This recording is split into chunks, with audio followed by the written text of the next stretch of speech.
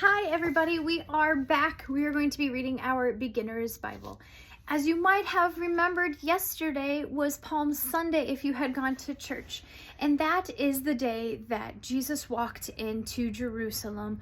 Well, he didn't really walk into Jerusalem. He rode on a donkey that his disciples found for him. And he rode it into Jerusalem, and the people were waving palm branches, and they were putting their coats and their cloaks down on the ground to celebrate the king coming into Jerusalem.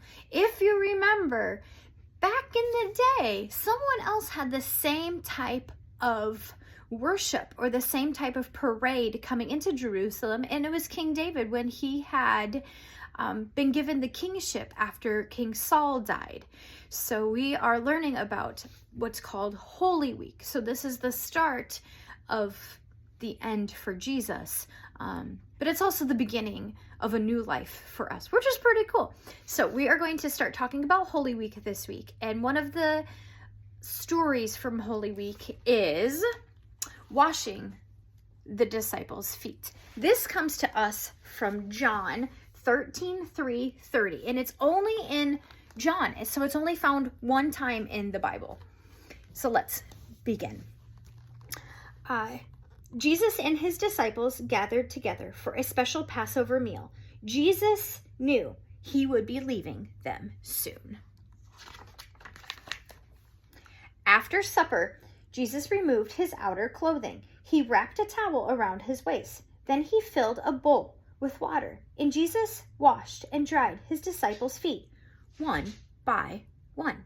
So he washed their feet because back in Jesus's time, and way before even Jesus's time, they did not have vehicles that they traveled in. They had to travel by foot, and they did not have good tennis shoes either like we have now. They had to wear sandals, and so their feet were always icky and dirty. And so generally when you walked into someone's house, you would wash your feet before you would go in, or they would have a servant wash your feet before you would go into their house.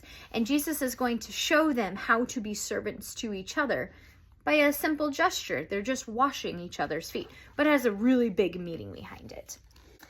Then it was Peter's turn. He said to Jesus, "Lord, you should never wash my feet." Jesus answered, "I must wash your feet for you to be part of my kingdom."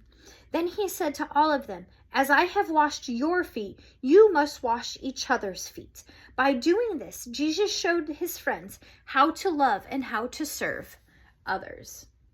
So there again, it's talking about being a servant to others.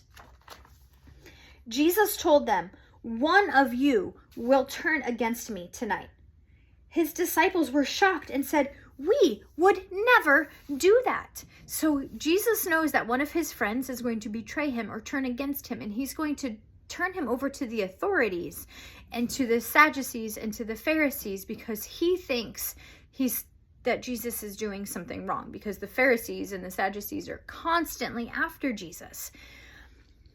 "Who will turn against you?" John asked. "The one I gave this piece of bread to," Jesus said, and he handed it to Judas, and he said, "Do what you must."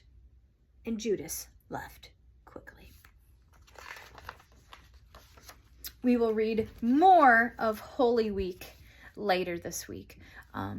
But like I said, Jesus was asking his disciples to be servants and to serve others and to be there for each other. And then at the end of the supper, he told Judas it was time for him to go do what he needed to do. And Judas is going to turn against him. And that is the start of the end. But it's really not the end. It is the start of the beginning of how we get to live eternally with God in heaven, because Jesus had sacrificed himself for that. So we'll get into that later this week. All right, friends, have a good day. Bye.